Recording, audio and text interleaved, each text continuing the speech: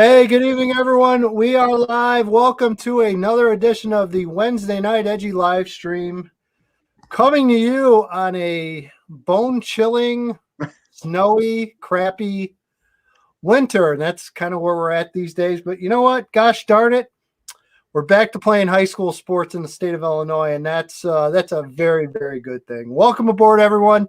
Again, if you're watching us on Facebook, if you're watching us on YouTube, or we'll send this over to the Twitter way as well, we appreciate everyone tuning in. We'll be here for the next hour or so, talking IHSA sports, probably focusing a bit on football like we generally do, but we'll get into some other things as well. First and foremost, want to shout out to Coach Langhoff from Beloit College, sending me a brand new hat that I greatly appreciate. So appreciate Coach for taking care of me, and go Beloit Buccaneers. So there you go. All right, enough of my nonsense. We are going to kick the show off as usual. The cluster of knuckleheads joining me, the regulars. First of all, you know him, you love him. He's wearing a Cub hat, and we still allow him to be a part of this show. I don't know why. I don't either. The one, the only, Dave Dewey Dwyer from WJOL. Hello, sir. Gentlemen, ready to roll. Good to have you back after your extended vacation, I guess we'll call it. It wasn't really a vacation, but your busy work travels, and glad to have you back home. And I'm sure you're thrilled to be back with below zero temperatures and 1.5 feet of snow on the ground. Oh, it's wonderful. Also joining us, he is back as well. We are very happy to have the man, the myth, the legend. He literally has coached every kid in the entire Will County area. The coach, Joe Rodeghero, joining us. Sir, welcome back. Good evening, boys. Good to be back. And joining us on the bottom left hand of your screen, he is the head football coach, and most importantly these days, the athletic director at Coal City, Dan Hutchinson. And Dan, we can't even, first of all, thanks for taking time to join us. And we was trying to line you up, and I thought, this guy's got to be just incredibly busy over the last week or two, just trying to line all this stuff up. First of all, thanks for joining us, Dan. And how's it going? It's going real well. Thanks for having us, on and it's going well. And the great thing, like you said already, we got kids competing again, practicing and with their coaches and with their friends, and it's all a good thing. So when this came forth, and again, as you know, I've talked to a lot of coaches, and I mean, I didn't see it coming at all. I mean, we were at a point where I had talked to people statewide, and people were trying to stay positive and remain positive, but I mean, we had no indication. All of a sudden, boom, just flipped it, changed the criteria. Next thing you know, we're starting to talk about getting ready. I mean, fill us in on the last couple of weeks. First of all, I mean, you've got to be like an air traffic controller just trying to manage what sports are going in and out of those facilities every day. Yeah, it's a good thing. Like I said, over here in Grundy County, we went from tier 1 to nothing to phase 4 in a matter of about 5 days. So, all the mitigations were changing for us every day, and it kept getting better and better. We got our basketball, boys and girls at the high school going. We have our weight room open again for all of our kids who aren't competing in, the basketball season. Then we got all of our middle school sports. I do our middle school stuff too. So, we have volleyball and boys basketball going there. So, we have something going every night of the week in one of our gyms throughout both the middle school and the high school. We got 3 at the high school and 2 at the middle school. Dewey, got a question for Coach? Coach, a lot of aspects for this, especially with you, with the smaller schools. Wanted to ask you, how do you balance with the 3 seasons that are all going to culminate together and your number of kids who probably, some of which play all 3? Well, we had a coaches meeting right away, and, we had to change a board policy where we can have, because of the overlap, where kids can play multiple sports. And, I'm a big believer in, playing multiple sports. I preach it. So, if I'm going to talk the talk, I got to walk the walk, and I had to go to, bat for these kids and, get the coaches on board. And, we got a great staff at Coal City, and, we're going to work with the kids. The last thing you want to do is make a 14, 15, 16 or 17-year-old, 18-year-old kids make decisions and tough decisions, or tell an adult, I can't do this, or I can't do, I mean, we have to make it, flexible for them so that they can take part. These first few seasons, I mean, they are shortened, but, we need them to be active so that we're successful in our sports as we carry on, as we move forward, from summer into next fall as well. Joe? Dan, I'm going to go to the AD's aspect of it here. When the kids start playing their sports, basketball, for example, how do you go about making the 50 people? What do you do at Coal City to make sure only 50 people show up, or that you don't have to turn anybody away? What we did was, our first contest was a freshman boys game, so I got to gauge that. We allowed each kid to get 2 people come in, mostly parents, and then we're going to expand to probably 4 as we move on. I went up in the gym and in the bleachers and marked out, spacing, just put some tape on the bleachers, and then, same household people can sit together, and then, just social distance and wear the mask. We constantly preach that to our kids and to our fans so that we can continue this and we don't have a setback. Okay.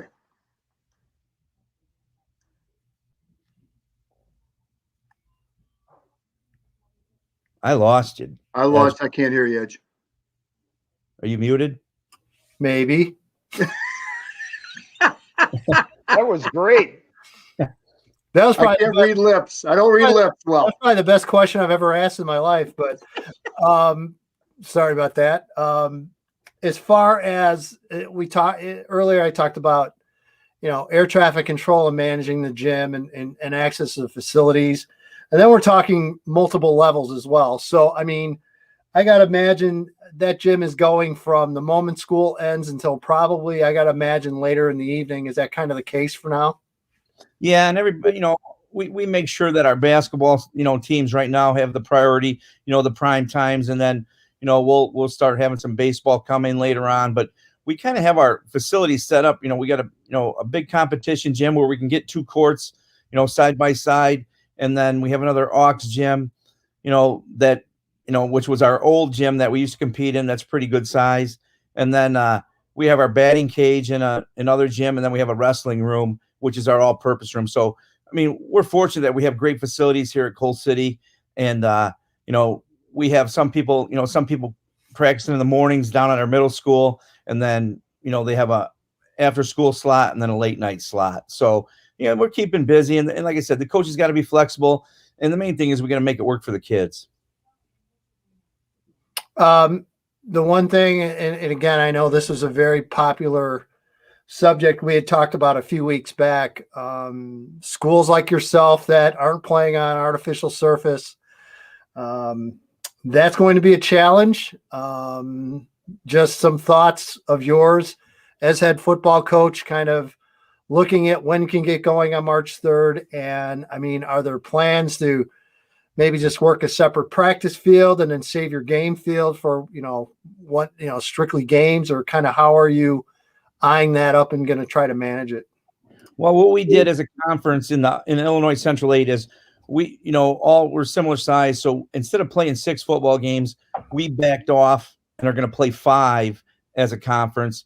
And reason being is, we want those spring athletes, to get a jump on their season, because, they didn't have their season last year. So that was our focus. And of the 5 games, I got 2 home football games at Coal City. Every day I walk in right now, I'm thinking about where we're going to practice, what we're going to do. I mean, we have 2 big practice fields that are adjacent to our stadium, and, we plan on using those for practices. But again, I've been meeting with our kids, and the one thing I said is, we might come to school and think we're going to practice from 3:15 to 5:15, and then it gets switched to 6 to 8 or 7 to 9, and we'll get to use all of our indoor facilities. Not the greatest for football, but we got to make do.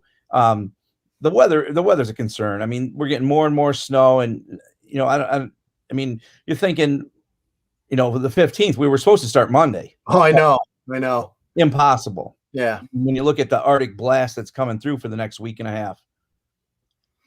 Yeah, there's no question about it. Dewey? So, Coach, on to that point, adding on to that a little bit, maybe not just for you guys, but other coaches you talk with, is there more talk of looking at Saturday afternoon in this situation because the weather potentially could be better, sun out during the day for game times? We talked about that. We have everything scheduled for Friday nights right now. We're going to play the Thursday night before Good Friday, April 1st.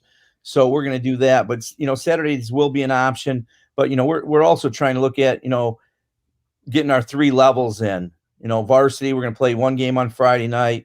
We're playing probably a fresh soft game, JV game on Monday, and then our freshmen are going to play probably Thursday nights or on Saturdays. So, with the rules that we have for kids playing multiple times in a week, it makes it tough. But that is a very good point, Dewey, that, the afternoons may be warmer and more of an opportunity. I mean, you guys know as well as I do, the spring in Illinois is not the greatest time to be outside. I mean, when you look at, we play baseball and we try to start in the middle of March, and we might get 6 inches of snow one day, and then it's gone in a day or two, but the ground's soft, and then we get a freeze, so the ground's frozen on top, and then the kids start slipping. So those are a bunch of concerns, especially when you don't have the turf fields. And called around different places about the turf, and with the COVID, people aren't going to let people use their facilities, which is totally understandable. Dan, with football players, do you have any of your athletes? The big thing is kids. Some of these kids I read on Edgy's site, kids are opting out and stuff. Are any of the kids thinking about, or have you had any kids opt out, let's say football, just to concentrate, let's say, on baseball or basketball? I did have a few kids, some baseball kids say, they don't think they're going to play because it's so close and everything. And I'm like, hey, I totally understand. I just hope I see you in the fall because you're a good athlete. I mean, right. You got to support their wishes, their decisions. And, the main focus too, I'm looking at, what we can do special for our seniors. Right. Lost out in the fall, lost out in the spring, really didn't get a true winner. So hopefully we can do something for them. And then hopefully, everybody does what they're supposed to. And we have a great spring for these kids. Dan, have we even gotten to the point of looking at officials for various things? And I mean, obviously that's happened already with basketball and some of the others, but what kind of a dilemma could that impose? And going back to Dewey's point, could that be another reason why we might see some conferences maybe stagger some games because of trying to line up officials? Yeah, that another good point, because just with basketball, there's going to be some games we probably have 2 guys covering a varsity game where we normally have 3, which is fine with me. I bet you'll see, several football games where there's maybe a 4-man crew, not the 5-man crew. There are a lot of guys that are opting out from officiating for the year, which here again, you respect their decisions. It's understandable. But those are things that will come into play. Might be 3-man crews in football for a freshman game. We've seen that before. But and then with the overlap, these guys are multiple officials, and you guys go to games, the average age of an official's, I think high 40s, low 50s. Yeah. Right. Easily. Yeah, he's right. Yeah, easily. So what I'm getting out of all of this, and I think certainly from your standpoint, I think from the conference's standpoint, a lot of cooperation, a lot of understanding on everyone's part, and saying, look, this is all brand new territory for everyone, including you guys, and everyone's got to hang in there and just kind of roll with the punches. Fair? Yeah, very fair. I kind of equate it back when we first had the COVID and we're trying to make plans for school. It's kind of like building an airplane when it's in the air. That's a great analogy. Yeah. And I can't take credit for it. I stole it from someone else. So, but seriously, and what a great analogy to everything. And it's uncharted waters. As a football coach, my standpoint is, I'm looking, like I said, I want to make it special for my seniors, but I also, look at development for the fall. Get our freshmen some games. They've been in the weight room, but they haven't had that high school contact yet. They haven't had that, and then the other thing is, talking to my staff, the first few weeks of football, we'd always have the whole program together, freshmen through seniors, do our individual breakdown, and then we break off in our teams. But I don't think we can do that this year just to keep people away. Numbers, one thing, 50 in a group, but hey, I don't want, a varsity group shutting down a freshman group because we scrimmage for more than 15 minutes. Not that we scrimmage our freshmen, but we're together and working that way. So we'll be separating groups more and more this year or this spring.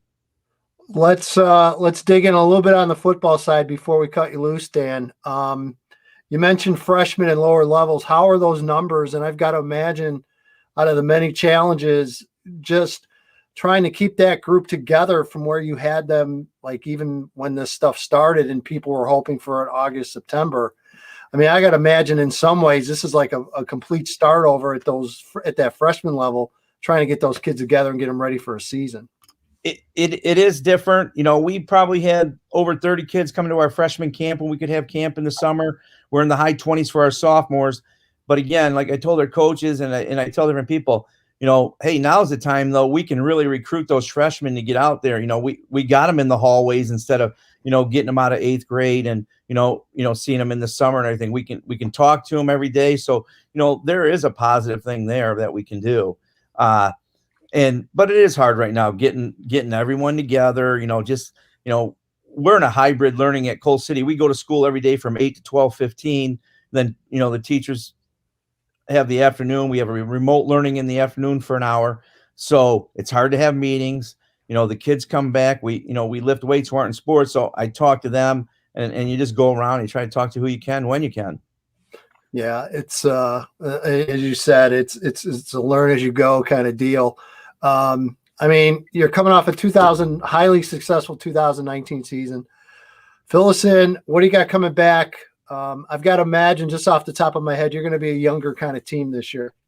We will be a younger kind of team, but we'll return probably 5 or 6 starters on defense. 4 of our offensive linemen return of the 5. And, we got some good skill kids coming back. Backup quarterback from last year, Griffin Johnson, who started at one of the corners for us, will probably be our quarterback. And then, we have Ashton Harvey, who is going to be a junior. Him and Nick Sepelak, both going to be juniors who played, they started for us all last year.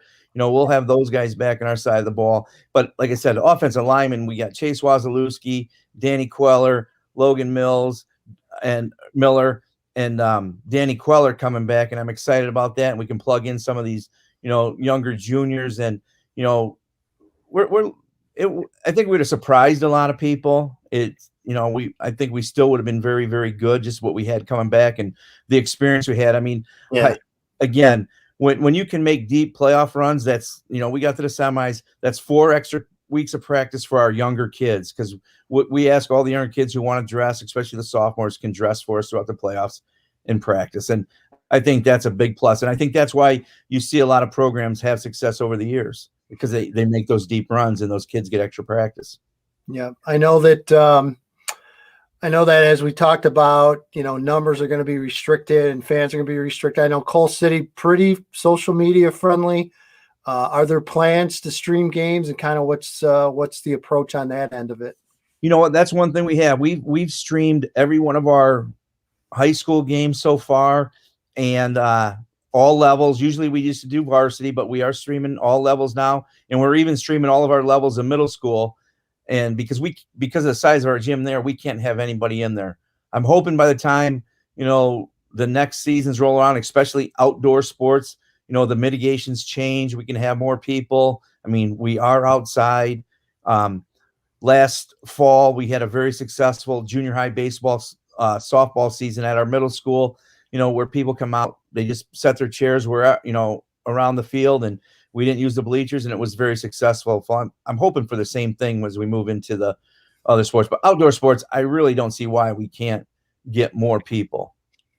Yeah, that's kind of been, Dewey, I know you wanted to add something. That's kind of been the take from a lot of coaches, Dan, is, okay, hey, we know a lot more now than we did back when this first started, and A lot of coaches have said the same thing. They're hoping that restrictions get lifted a little bit, especially the outdoor sports. Dewey, I think you had something.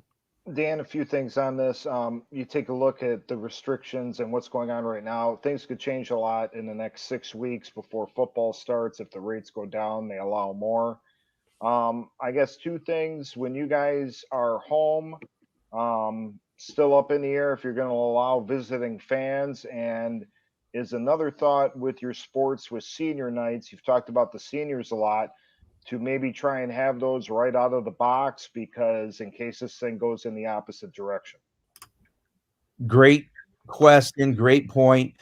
We are doing our basketball senior nights next week, Tuesday for our girls and Friday for our boys. And our first home football game, March 19th, is slated to be our senior night as well as military night. We usually our opener is usually military night anyway, to honor, those people that have served our country and serving our country. Like to recognize those. So yeah, and we want to recognize our seniors at first point in case we do take steps backwards, which I hope we do not. Yeah, and I'll throw one more thing in, Dan, and obviously it's a great idea to honor the military. Might want to honor a lot of those first responders and the nurses and doctors as well, because they have been just unbelievable. That would be another night, and we hopefully maybe do that during a basketball, but it's hard to bring them inside when we're limited on the numbers. But great point, because of what's been going on for the last year. I mean, I flipped on the scoreboard the other night just for our first freshman game and looked up at the score. It was still from our February 28th game last year, the regional championship in the gym. So pretty neat. I took a picture of it, sent it to my kid, and say, hey, this was the last time. But I'm just glad we're back competing and doing things. It's just nice to see people's faces and communicate with people. We are all glad to see you guys back. Trust me, it's unanimous in this room. There's no doubt about it. Appreciate you taking time, Dan. And hey, Edge, I got one more question. Yeah, go ahead. Speaking of great athletes that I've seen over the last few years, how is your son doing? He's doing great. He really is. He's at the U of I. He loves his experience there, and he's just eating up the baseball, which has been good for him during these COVID times. Wish him good luck from me for sure. Will do, Coach Joe. I appreciate that. Thanks for recognizing him. Yeah, he was a tremendous athlete. All right, Dan, we'll cut you loose. Appreciate it very much. And again, I hope we get to see a little bit better times, and maybe another coaches meeting or something. We'll sit down, have a beer, and enjoy ourselves. Definitely. And hey, thanks for what you guys do for high school sports, and always great to be on, and always great seeing you guys. All right, Dan. Thanks a lot. Dan, good luck, Dan. City, and we appreciate him joining us, guys. And there you go. It's kind of like we said, it's learn as you go, boys.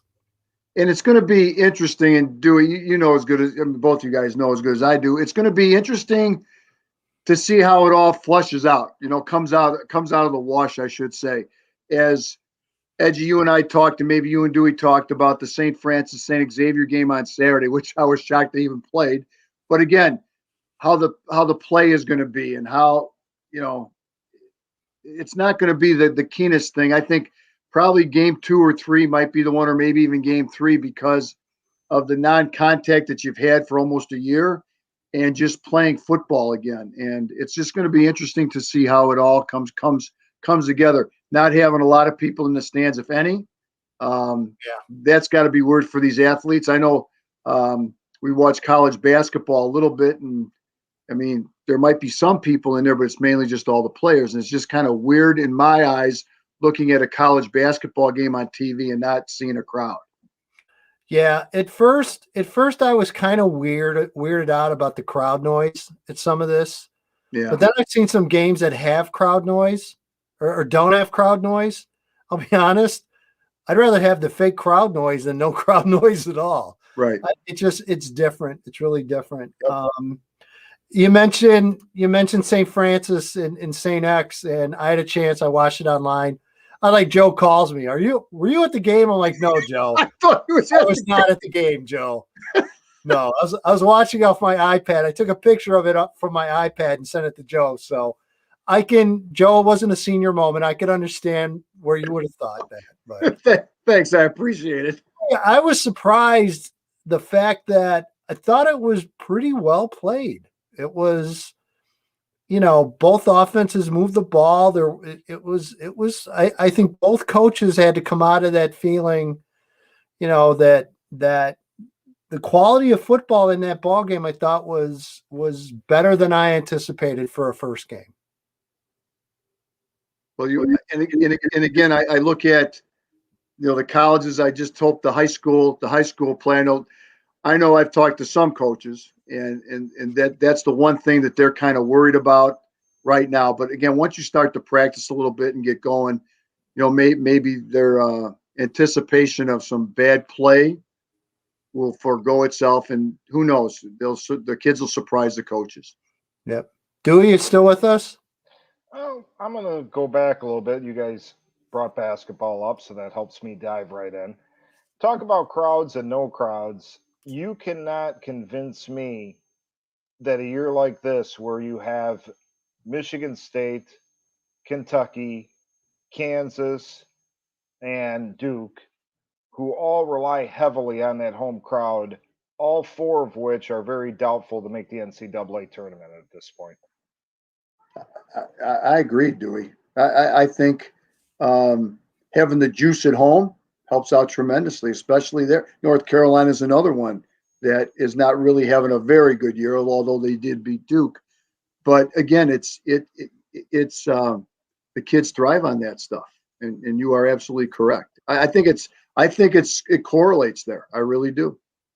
Yeah, I would agree. I think honestly though, Dewey, and there's been a couple instances like Michigan State has won.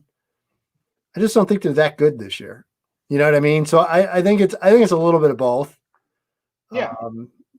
And as I've told you, your Fighting Illini are going to be good when it comes down to it at the end of the year. Their center is unbelievable. They've got a couple NBA players playing in that lineup this year. So smile, Illini Nation. Yes. Pretty good this year come playoffs. And how weird is that going to be?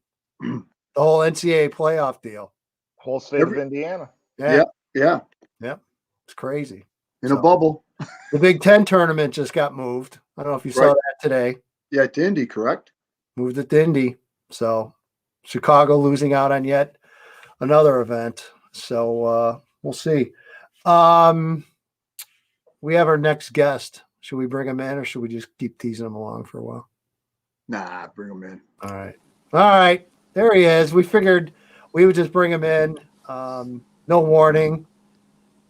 The one, the only former, it's weird to say that, former board op, because I guess technically we haven't had a show in a year, so I guess we don't really exist. Former board op, producer extraordinaire, and he's just our guy, Evan Bredesen, joining us from WJOL, who I just listened to on the Afternoon Rush, and who I listen to every afternoon on the Afternoon Rush from 5 to 6. As you should. Hello, sir. Hello, Edge. How are you? Thanks for joining us. Appreciate you taking a few minutes. Well, thanks for having me. As I told you yesterday, we miss you. I miss you guys. Yes, I miss football. Oh boy, we all do. There's no doubt. So how has your life been under all this? Just from a work standpoint. I know you and I talked a little bit yesterday. I was helping out yesterday on the show from 3 to 6, and just the whole working from remote. I know you were at Kevin's home studio for a long time. Yeah, several months. Did you get used to that? And are there pluses and minuses working remote versus being in the studio? No, I don't think I ever got used to it. I really don't, because it's strange. I'm good. We're in the middle of a pandemic. I'm going into someone's house. Yeah. In the middle of that, he has a wife. He has 3 kids. I'm going in there every day, running down into his basement, and we're just shutting the door, and we're doing a show for 3 hours, and then opening the door, and I'm leaving as quickly as I can, just because it feels awkward. It felt awkward to be in someone else's home doing a show. And then we got a chance to come back, and then we did some shows. I did some shows from my house, and I very much prefer the studio just because it feels like radio. And when it doesn't feel like radio, things can get a little loose sometimes. Things can get a little sloppy on the air, and it doesn't listen as good to me. So it was strange working from home. I very much prefer being kind of in the studio in that professional environment. There had to have been some funny off moments during that. There's got to be, right? Where someone makes noise, someone breaks something. Kids break in the middle of a show. Come on, there had to be a couple of those. Oh, Kevin would joke. He still jokes about the fact that his kids will call him during the show, and he's like, "They know I'm on the air. Why are they calling me in the studio?" And then all of a sudden, we're at his home. Well, they would just use that as, "Well, go ask Dad," and we'd be in the middle of a segment, and they would come in and be like, "Hey, Dad, where's the?" And he'd be like, "What are you?" We're doing a radio show right now. Like we're actually on the air. They're like, "Oh, you're on right now?" He's like, "We're not talking about this. We're on the radio. Shut the door." So he eventually had to start shutting the door and locking it just because he's like, I have to keep them out of here because they don't understand. Right. A live radio show is a live radio show. Like we can't just edit you out. You can't just come in when we're talking about a segment and ask, where's the brown sugar? Which happened. Dad, go! You got to go to the store. Yeah. I mean, it was also strange just because he was home. His kids would be home during the middle of like the show during commercial breaks. He'd be like, "Come get me when we have 30 seconds left. I got to go prepare the chicken." And so I'm watching the clock, and then I'd go run upstairs like, "You got 1 minute. Hurry up!" And he's like, "All right. Let me wash my hands. I'm dealing with raw chicken here." And then he'd run back down into the studio. But those are just strange things that normally don't happen in a radio studio that happen when you're forced to broadcast from home and you're trying to blend that work and personal life. Funny. It's funny. Guys, what we got for Evan? Evan, is there any talk with Scott? And again, this is for Dewey, and I think it's for everybody, and I really don't know the answer. Are they going to try to broadcast any of these football games, or is it just going to probably rely on the schools, as Dan said? They're just going to stream the game so people can actually see the games that can't make it to the content. I can tell you that we will have a schedule. We will be broadcasting football games. We are planning on it. We're working on getting all the schedules from all the schools, and then we're going to figure out, because the one of the tough parts with a shortened schedule and the fact that we have so many schools in our area is figuring out how we can continue to cover, because we always try, as you know this, Joe, we try to cover every team in the area. We try to give every school at least one game on the air. Now you've taken 3 games away. That makes it a little more difficult, but we're going to try to find a way, hopefully, to make sure that we can continue to cover every team like we always have and give those kids the coverage that they deserve, even though it's a shortened spring season and it is going to be strange. But we're going to find a way to get these games on the air and make sure these kids get the coverage they deserve, because after everything they've been through for the last year, they deserve every bit of coverage they're going to get and then some. Well, and it's really important just in the fact, as we mentioned, there's restrictions. So, I know early on when all this was going down and there was talk of the media, being, as they phrase it, lower tier. So, once again, media, lower tier. Yeah, that was nice to see.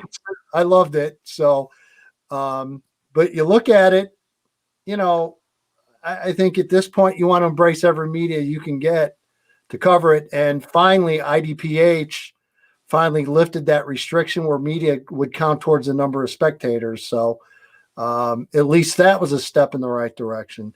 So the good news is you guys are working on a schedule. The bad news is you two, you're both fired. So I was going to say to the guy above me, make sure you get that heater warmed up, pal. Oh, it's ready. Oh, Joe, sweet Joe, we're going to have to get you snowmobile pants. Oh, my God, are we going to have to bundle you up? Oh, man, about 10 years ago, I got rid of my one-piece camouflage hunting suit that I used to use when I shoveled snow out here, but I got rid of that, so. Oh, 2 words, long underwear. Oh, God, yes. That's standard equipment. That's standard equipment. Yeah, that's a November, December thing for me. So, yeah, I'm used to it. I was watching that University of St. Francis game last Saturday where they were playing St. Xavier. I just wanted to check in and see what it looked like. I was cold watching that game. Yeah. Seeing poor Joe Curry on the sideline with that big coat and that hat, just trying to hold his play sheet with those big gloves and watching the players. I mean, it looked, I'm sure they were just excited to be out there, so they were willing to deal with whatever the conditions were, but it just looked miserable. Yeah. It really did. Well, it doesn't help when you have like the 3-foot snowbanks along the sidelines. It's like you're playing in an igloo. So, that didn't help at all. But Evan, I was surprised. I mean, I mentioned this earlier. I was pleasantly surprised at kind of the quality of football for a first game. I thought it was I was too. solid. Yeah, I mean, it was a low-scoring game, and I know there were some special team issues with kicking extra points and stuff, but for the most part, I was pretty impressed. Defensively, both those teams looked good. I mean, it did not look like long layoff football, like I thought it was going to look. It looked like a traditional NAIA college football game. Yeah. No, for a first game in those conditions, I was impressed. There's no doubt. It was well played, and I got a feeling both those teams will end up having good years this year, just from what we saw in that week one. Of course, it wouldn't be an official show without input from Jeff DeGraw. We appreciate Jeff watching, and the ADs have been great in our area with basketball. So, I mean, it's not a huge surprise, but it's good to know. And like I said, I agree with what Jeff said, and I think the ADs, like they always have, are going to try to do everything they can to help media line it up and get it out there, because let's face it, it's, we want to cover as much as we can and, get that product out there and, try to get those kids whatever pub and exposure they can get. Dewey, you've been very quiet. You seem like you're planning something. So what's on your mind there? It's kind of like a Unabomber vibe I'm getting from you. No. Well, you heard Coach Hutchings say they're going to have a Thursday night game. I think there's going to be some variety between Thursday, Friday, Saturday. The one concern is obviously the ADs in the area going to be able to work out something with them in the press box, I would think. But if you go on the road, which could be more popular because who knows if away fans are going to be let in or not, you're Mr. Slocum, you're going to have to go through that whole can we get in or not. Yeah, I think you'll be able to get it squared away, but again, it's like that way in the regular season, as well, where some road games you just don't know what kind of access and facilities and everything else you're going to have to deal with. So that's something that I just think overall you're going to get some cooperation. Joe, the first game, by the way, on the schedule, we have breaking news here. Joe Rodeghero. Yes, sir. The first game is at Marian Catholic. How poetic was that? Well, at least that press box is big enough. They better scrape all the ice off those stairs, Dewey. That's all I can say. Oh, no. No, sir. You're on your own. I'm going to have those boots that the rock climbers have with the spikes on them, that when they go up, when they climb the mountains and stuff in the snow. God. I gotta chime in. You better not ruin that ladder, Joe. No. I guarantee you can't. Joe's favorite moment. Oh, God. And I know this is true at Marian Catholic. So this is when we were streaming the games and the chef, Dave Margliano, was running the camera for us. And Joe will tell you about Dave's trek up the stairway to heaven. Oh, I know. He had to take a couple stops. You guys aren't kidding. That thing, I said, Margs, we don't kid about this stuff with you. We're not kidding you. Okay, I was kidding about the first game being at Marian Catholic. I know you were. I had to throw it out. Hopefully it's not at Naperville Central, Dewey. Oh, no. I don't mind standing on top of a press box when it's 65, but when it's 20 with a 30-mile-an-hour wind. I don't know about that. With you. Oh, boy. Joe, go ahead, Evan. I'm sorry. I was going to say, at least you almost didn't get thrown out of the press box at Naperville Central. That's right. I heard that story with you. Yes. Yes. Playing at Naperville Central, and they thought we were being too loud with our calls because we were on top of the coaching staff, and they literally turned around and said, "You two have to leave." And I was like, "No." And they went and got someone from Naperville Central and said, "Can you get these guys out of here? They're being too loud." And they're like, "No, they're okay right where they are." So I just got thrown out of a press box for being loud. That's the only time that's almost ever happened to me. Don't they know who you are? Don't they know who you are? They don't care. They don't care who we are. No, who Evan is. Come on, Evan. Haven't they named a communication school after you yet? Over North Central? No, I don't think they claim me anymore. Welcome to the club. Yeah. No, never heard of them. No, those 4 years, there's just a weird gap in our history. Yeah. Oh, There's a lot of people with some weird gaps in history in this room right now, I'm sure. yeah, that's for sure. I mean, we haven't even gotten into Joe in the 70s and Cowboy Ray. So Dewey, you know that, right? Yeah. That's from way back. Yep. So Joe will never run for mayor of Rock Island. No, that's another one. Nope. But if they need a clown show, I know 3 guys have be able to go there. sure. Be glad to. All right, let's get into some different stuff. Super Bowl. Evan, I know, Patriot guy that you are. I know I know. Does it still hurt? And did you watch the whole Super Bowl? Oh, I watched the whole game. Yeah, I was pulling for Tampa Bay. Yeah. I mean, I still like him and I still like Gronk, and I wanted to see them do well. It hurts he's, not on the team anymore. I think it's stupid why he's not on the team anymore. The fact that him and Belichick just couldn't get along anymore, and they both decided, well, we're going to both prove one another wrong, or who was more important. I thought that was kind of silly and petty on both sides, but he made it to the Super Bowl. I was happy for him. I'm also not a huge Kansas City fan, so I wanted to see them lose. Fair enough. Dewey, your thoughts from the Super Bowl? When does Todd Bowles finally get a head coaching job? If he hasn't proven himself by now, he proved it on the big stage. The guy deserves a gig. Another one anyway. Yes, another gig. Right. Joe, your thoughts from the Super Bowl? As the game was progressing, I just thought about Brady's leadership. There was a story in between the NFL championship and the Super. After the NFL championship game at Green Bay, a couple guys who first Super Bowl experience, or maybe their first or second year players. And this is typical. I can see Brady actually doing this because we've seen him yell at offensive linemen and all this other stuff. They're walking off the field and the guy was crying, and the guy was telling the story. He was starting to cry himself, thinking about that they're finally going to get to the Super Bowl. Brady walked up to the first guy and says, "Hey, what are you crying about? We got one more game to go." But that's the leadership. And the guy that told the story said, "I started wiping my eyes, making sure Brady didn't see any tears coming out of my eyes."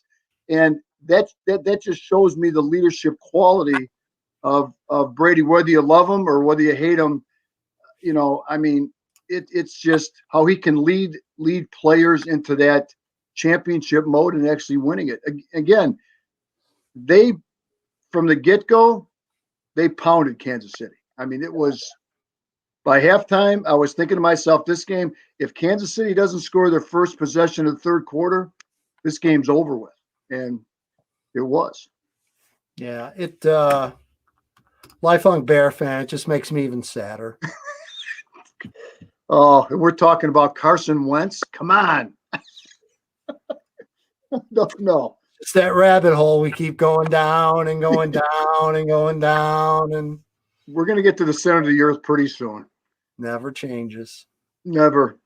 They're going to screw up again on another quarterback and put us back 15 years from now, and it just never ends. Absolutely. Baseball, we ready to dig into that? We have equal representation in the room, by the way. Just thought I'd add that. I'm ready. Well, once the Super Bowl is over, and I'm sure all of us know, I mean, the next thing up, well, I know Dewey loves his basketball, but I'm ready for baseball to start. I really am. Well, yeah, kind of. when are we going to get fans in the stands, gentlemen? By June? I hope so. Dewey? Well, I saw the Knicks today just finally said they're going to start allowing 10% in the Madison Square Garden. Yeah, I saw that too. It would be interesting if that can happen here. I think we'll probably be the last city in America Yes. that it happens. Right, wrong, or indifferent. Just how I think it's going to go. We know the mayor of Chicago is a huge sports fan. Of course, didn't realize the rest of the state was playing high school basketball.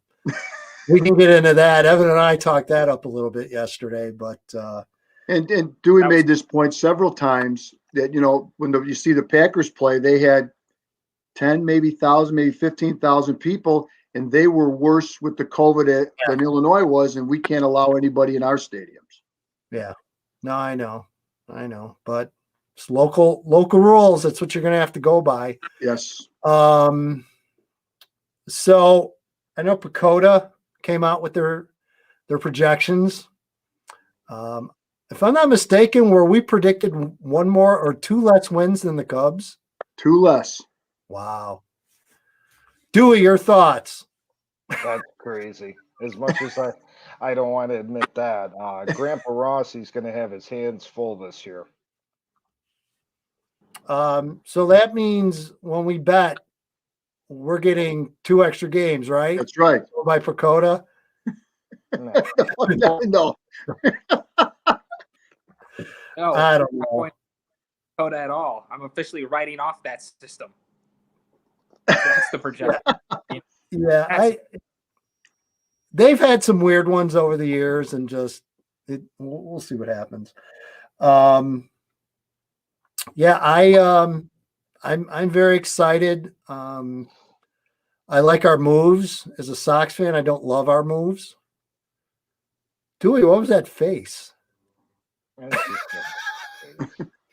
Playing the role. It's cold out. You got to act the part. I know. I liked our moves. I didn't love our moves, Joe. I agree. We could have got a couple different guys, in my opinion. You and I have talked about that, but it is what it is. We got to go with it. Dewey and Evan, I do like Jock Peterson to a point. I think he can wind up being productive for the Cub. I probably would have taken him over Adam Eaton, but that's my personal opinion. Yeah, thanks everybody. No, I'm confused as to what they're doing, because at first it was they're gonna cut salary and they need to cut pay, and then they're going out and giving Jock Peterson the contract they gave him, which wasn't a ton of money, but it's just I'm really perplexed by some of the moves that have been made, and it to me kind of shows that the baseball side and the business side maybe aren't on the same page, and maybe that's why Theo left early. He knew there was some issues. I don't know, but there's clearly some type of disconnect within the organization right now between what they're saying publicly and what they're doing with their moves and their roster and the starting rotation. And I'm very perplexed about some of the things that have taken place, and I'm still not happy. I'm going to complain about that all year long. Yeah, it's fair. I think it's fair. Dewey? Well, I mean, we've talked about it. The Lester thing, I don't understand that at all. The guy calls you last minute, says, hey, here's what they offered. Get in the ballpark, I'll stay. So that sits sour. The only thing I'm going to hold out hope for, and I'm going to give Ricketts this, he claimed biblical losses. He's a unique situation against any other owner in baseball where he owns a lot outside the park, around the park. That you can't deny. I'm hoping it's a 1 year hit the reset button, but time will tell. Yeah. Same here. We've got Evan back. Evan popped out there for a minute. We've got him back. Joe, you mentioned earlier about Rodon pickup. Yes. I mean, they needed a fifth starter. The Sox did. So it's either a guy like Rodon, who at least they know. Yes. They know the history. They know the injury history. And I didn't like the way things ended with him at the end of the year last year. By the way, Evan, we highly encourage drinking on this show. So go right ahead. I'm highly encourage it. We're going to have a drunk show. We're going to have a drunk show. Yeah, we're going to do one of these hammered. So we'll Oh, boy. soon. Can we get a sponsor on that maybe from someone? Sure, we can work the network. But I mean, it's a cheap starter. We needed a guy in case, Cease and Lopez kind of hit the skids, and Kopech's probably not going to be back until May or June. So I'm okay with it. Do you think this is Lopez? Do you think this is Lopez's last chance with the Sox? 1,000%. Well, agree no, with I shouldn't say Yep. that. Yep. The only reason I say it might not be is because he still has options, and they can't send him down and bring him back. So if it wasn't for that, I'd say 100% yes. This is it. But you know how it works with the options and everything. So, Sure. Yes. Here's what I want to know. yes. So, no doubt on paper, you guys have a top 5 team in the American League. Joe? It's a little low, but I'm okay with Here's that. my question for you. Yes. Now that you've seen all the pieces come around Mr. La Russa, how much of an impact do you think he's going to have, and is this going to end up being a positive with him as the manager? Joe, you take it. I think it's going to be a positive. He's got cachet, I guess is the word. He's been there. He's done it. And the players know that. And, I know he had some problems with wine, but I think they'll keep that out of the clubhouse. But I think he has a lot. Join our drinking show, by the way. No, yeah, we'll get him on. Yeah, sure. From spring training. But a lot of knowledge there, Dewey. A lot of knowledge and a lot of knowledge how to win. And I think he knows how to manage a bullpen. And he knows how to, even though the age difference, I think he's going to be able to relate to the players. I mean, at first when it happened, there were AJ Hinch was a guy that I thought got the wrong end of he was part of that, and something should happen to him, but he got this really short end of the stick there. But when I first heard La Russa, I kind of cringed a little bit or just thought, why him? But the more I thought about it is the fact that he has done everything, and he knows how to handle players. I don't care if you're 110 years old. You know how to handle players, and you know how to talk to them. And I think it's going to be a positive for the Sox. I really do. You got to play the game. The players, as we all know, Evan knows, the players win the games for you. A manager might win 10 games, maybe during the course of a season, where the players have to play and feel comfortable playing. And I think La Russa will give him that rope to do it. Let Tim Anderson do what he wants to do and all these other guys. And I think although he lets the players do that stuff, I think a guy like Jimenez needs a guy like La Russa to get his mind on track as far as what he has to do to be. He's a great talent, as we all know, but to become that elite talent in the American League. Well, I'll give you, we've got about 7 minutes left. So I'll give you my thoughts with La Russa and what's going to happen, what I think will happen. I agree. I think it'll work out generally well. I have the same questions about how well he's going to get along with some of these younger players. What concerns me is, by the way, I don't know if you realize this, Dewey, but you've cut all this payroll, and your payroll is still higher than ours right now. I don't know if you realize that or not. A lot of people don't. I'm well aware. So I'm encouraged. I'm discouraged and encouraged by that at the same time. Meaning, as Han is well known for the line, the money will be spent. Well, it kind of still hasn't been spent. Now, to be fair, there are some names on that team right now that I think are going to get extensions. I think Giolito is going to get a longer term extension. I think a guy like Lynn is a guy they're probably targeting to try to sign to a longer term contract. I don't know if this is going to be the year. The more I look at it, I think a lot depends on how long it takes to get fans back in the stands. Because look, Jerry's not going to add any more money until more money's coming in. And like it or not, that's just how he's going to operate. That's his way. Right. That's his way. He's not going to extend himself. And he hasn't. He really hasn't. They're under 130 million budget right now for the year. So I don't think he's going to do it. But I think we're going to be a playoff team. I would pick us to win a little bit slightly over Minnesota. And you get there, we'll see what happens. And don't swing at Colome's pitches until he gets 2 strikes on him. God. Yeah. I mean, Joe, what I tell you, my buddy Vince, Colome threw 2 strikes all last year. No. Everyone swings at balls in the dirt with that guy. I was recovering from knee surgery. I watched every game, and I would just be amazed at guys swinging at pitches with him. Yeah. Well, let me ask this. So I can't remember if I talked to Joe about this or somebody else.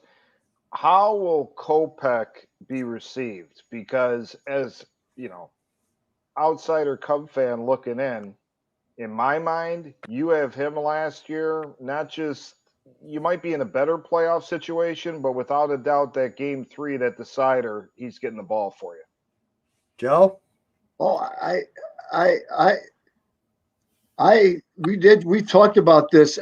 That whole game 3 thing to me was a disaster. I mean, and I think that's the reason why Renteria got canned. I mean, because of the fact he just didn't use the pitchers the right way. I just think, again, you got to let young guys, and I know it's a playoff, but they only played 60 games or whatever they played. You got to let young guys pitch. You got to let them go out there and pitch and try to get out of an inning. What Renteria was telling him was the fact that, well, we can't give up any runs this game. And again, I just don't understand that at all. I really don't. I think he's going to be received well. He's a tremendous talent. I think Dewey, it's going to be lukewarm. People obviously are going to pull for him on the south side, but there's one thing in this town that you cannot get away with, and that's being soft. Yeah. And for whatever reason, if it's mental health, if it's COVID, if it's the divorce or whatever he went through, or all of it, totally understandable. But you know how the fans are in this town. You can be a lot of things, but you can't be soft. That's why I think Tim Anderson is going to be beloved, because Tim Anderson is not soft. Tim Anderson goes hard. And it's that mentality, especially in the south side. Nothing against you north siders, but it's more of a blue collar, get after it, grind type of attitude. And if you don't have that, they're going to be against you right away. And that's my fear with him. Now, if he comes out and lights things up, they'll be on board. And if he does, look out, because that changes, I think, a lot of things for the Sox. I really do. We got about 2 minutes left. Evan, I know you popped back out. I know you're having in and out issues, so I appreciate you trying. Yes. No problem. Well, I'm looking forward to getting back in some way, one way or the other. We'll have to do the Anchorman thing and call all the pieces back together soon, and hopefully be able to, whether it's virtually or in the studio or whatever, get our Thursday thing back, and obviously get you two knuckleheads out on a Friday or a Saturday or whenever doing games, and Evan running the show behind the scenes at JOL. So we looking forward to that, and just happy we've got high school sports back and be able to get into it. So, all right, I'm going to wrap it up. So we're done. So 7:30 goes by pretty quick. And again, thanks Dan Hutchings, I'm sorry, for joining us from Cold City, taking time, and we know how busy he is. And for Dewey, for Joe, for Evan, I'm Edgy Tim, and thanks everybody for watching. We'll be back next week, and pretty soon, stay tuned. The drinking show is coming, so that'll be fun. Oh yeah. See you, everybody.